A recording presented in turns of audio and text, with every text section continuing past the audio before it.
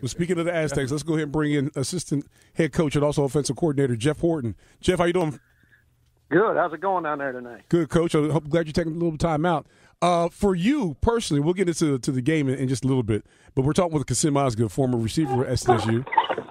The excitement on campus about this upcoming game for you is what? Okay, man, this place has been alive. It's been wild. I'm looking Saturday night. It's going to be incredible out there.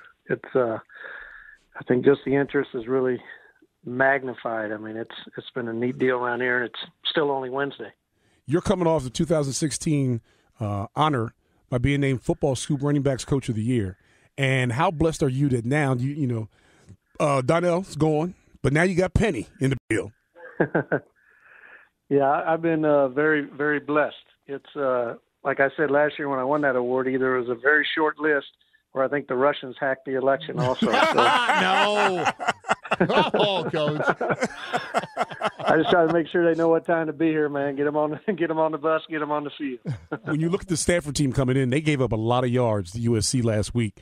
You got to be looking at the chops, thinking that Penny could bust that line and then have a couple long ones. I'm looking at my chops, so I'm also looking at those Stanford guys. They got some big, strong guys in front seven. It was interesting last week. SC's a little different. They run a lot of 3 wide, 4 wide stuff, and they run a lot of just inside zone out of the gun. And did a great job, obviously, with it. Ran for over 300 and threw for over 300. They have some great skill. We're not built really that way, so I think it's it's going to be two teams, kind of a lot of similarities, but it's going to be like a old-fashioned fist fight. I think up front, it's going to be the team that can hold out the longest and just keep pounding and hopefully find some cracks in there and create some space will be the one that'll win. Jeff, Hank Bauer here. Congratulations, great start. You're only as good as your last game, though. So that's right. As we all know, I don't know. I'd take it personal that Stanford's 9.5 point favorites. Basically, I mean, it's like saying, "Hey, look, you guys just went into a Pac-12 school on the road at Arizona State and beat them soundly by 10 points, and you're 9-point underdogs. I mean, to me, that's disrespectful. It's just, I mean, it is what piss it is. me off. I mean, that's it's going to always be like that as long as we're not in a Power 5 group. You can't obsess yourself with that. You get, like you said, you get ticked off about it and those kind of things. But that's what I meant. At the end of the day, you just got to still go out and play and just we kind of hopefully use it to our advantage and then go out and try to take care of business and do our thing. Coach, what else is Rocky going to use for the pregame speech? Right. I mean, that's how you fire the guys up before they go take the field. That's right. Coach is always locked in. You don't have to worry about that part. He's always we are just a chip off his block because he's a rough and tough guy, and then our team plays that way. Mm-hmm. Coach, it's Kasim Osgood here. I love Rocky Long. He's the only coach to ever hold me for under 100 yards when I was at San Diego State. For a long time, we've always joked about San Diego State being called wide receiver university, and I want to commend you on bringing back the mystique of the running back position at San Diego. I was talking with Marshall the other day, and he said that he's just highly impressed at the coaching that we have at San Diego State. So my hat's off to you guys.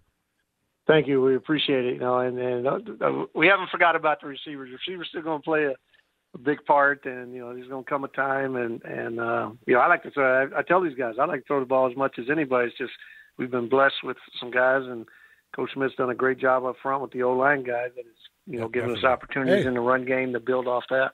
Go ahead. Run it. Put 9 and 10 in the box, man. Whoa. Beat him up.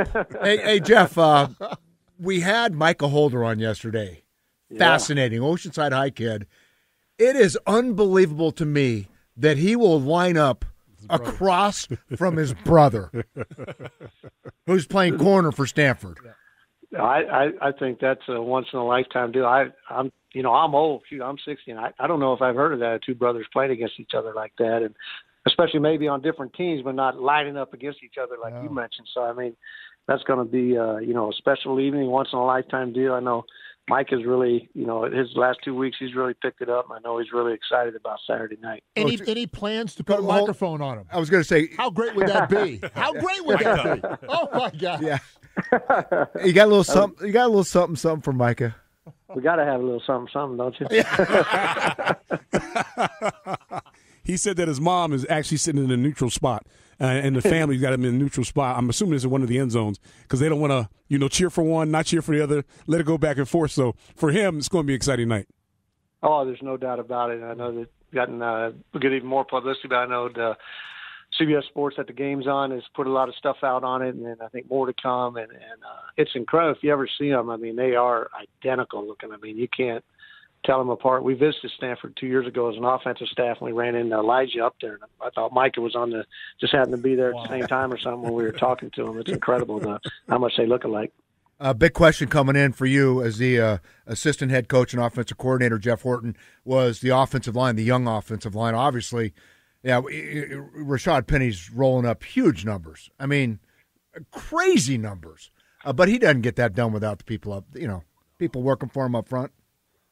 Oh, there's no doubt. They for 4 guys starting their first game, 2 weeks ago when we played Davis, and then carrying it over into a very athletic Arizona State team that had some really, really quick guys up front. They've taken some good steps. We're still making, and not just them, the whole offense make a ton of mistakes.